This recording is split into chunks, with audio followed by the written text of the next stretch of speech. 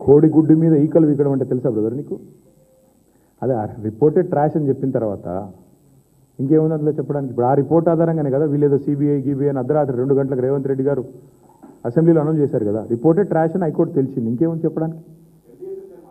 అది Ghosh commission report కాదు, trash commission report అని తెలిసింది హైకోర్టు, ఇంకేం కావాలి? ఎట్లా చూసేది ఏముందండి నాకు అర్థం కాదు. కాంగ్రెస్ బీజేపీ ఒకటే చూస్తాం, ఇంకేం చూస్తాం? నేను అడుగుతున్న సింపుల్ ముచ్చట, ఇదే ఎన్డీఎస్ఏ ఎస్ఎల్బీసీ కుప్ప కూలి కాంగ్రెస్ అవినీతి వల్ల కుప్ప కూలితే 6 మంది చచ్చిపోతే ఎన్డీఎస్ఏ ఎక్కడ చచ్చింది? ఎందుకు రారు?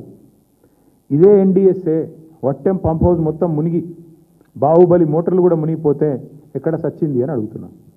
ఇదే ఎన్డీఎస్ఏ తెలంగాణలో చెక్ డ్యాములు పటాకులు పేలినట్టు పేలుతుంటే ఎక్కడ చచ్చింది? సుంకిశాలలో రిటైనింగ్ వాల్ కూలిపోయి దగ్గర 180 కోట్ల ప్రజా ధనం వృధా అయితే ఎక్కడ చచ్చింది ఎన్డీఎస్ఏ? ఎక్కడ చచ్చింది ఎన్డీఏ? నేను అడుగుతా ఉన్నా. వాళ్ళంతా ఒకటే, ఇద్దరు దొంగలు, దొంగ చీకటి ఒకటైపోయినట్టు ఇవాళ ఇద్దరు ఒకటైన కాంగ్రెస్ బీజేపీ వాళ్ళు. కాబట్టి మీరు ఆలోచన చేయండి, వాళ్ళ కాంగ్రెస్ ముఖ్యమంత్రిని కాపాడుతుంది ఎవరండి? వీళ్ళు కాదా? ఎవరు కాపాడుతున్నారు కాంగ్రెస్ ముఖ్యమంత్రిని? ఇవాళ అమృత్ స్కీమ్లో రేవంత్ రెడ్డి గారి బామ్మర్దికి కేంద్ర ప్రభుత్వం టెండర్ ఇస్తుంది. ఈయన ఏం చేస్తాడు? బీజేపీ ఎంపీలకు, తెలంగాణలో ఎన్డీఏ పార్ట్నర్లకు, బీజేపీ ఎంపీలకు, ఎన్డీఏలోని నాయకత్వానికి ఇవాళ తెలంగాణలో మొత్తం డేటా ఉంది.